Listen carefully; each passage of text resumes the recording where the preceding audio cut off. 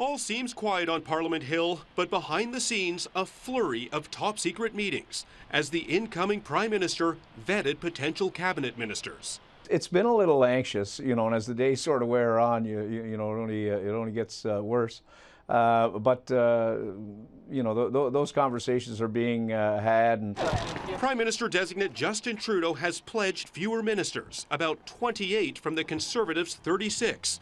And half will be women. Obviously, regional balance will be important, the gender diversity, ethnic diversity.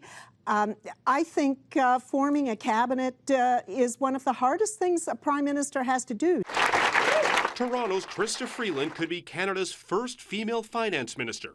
But rookies Bill Morneau from Toronto, Manitoba's Jim Carr, or Nova Scotia veteran Scott Brisen are also whispered to balance regional representation. Having worked in a former Prime Minister's office, I think maybe picking a cabinet was my least favorite responsibility that I got to be part of. It's such a tough job. Rookie MPs touted for cabinet include Nunavut's Hunter Tutu, a former Speaker of the Legislature, Vancouver's Jody Wilson-Raybould, a lawyer and regional chief of the BC Assembly of First Nations, and Ottawa's Karen McCrimmon, a former lieutenant colonel and the first woman to command an Air Force squadron.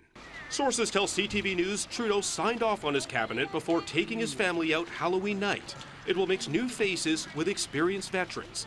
Party stalwarts Dominic LeBlanc, Stéphane Dion, Ralph Goodale, and Mark Garneau expected to play major roles to fulfill the new government's immediate agenda. We have a commitment to refugees, to bring 25,000 Syrian refugees to this country by the end of December. Is that possible? That will require immigration and defense to work together. The new government will be sworn in Wednesday morning, and in contrast to the Conservatives' tradition, the grounds of Rideau Hall will be open to the public.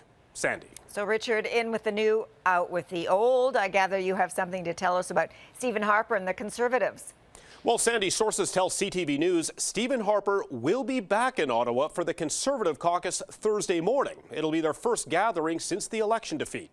Now, that party is expected to choose their new interim leader. There are 6 in the running, but sources tell us Harper will leave the room before that vote happens. Sandy. Okay, thank you, Richard. CTV's Richard Madan in Ottawa.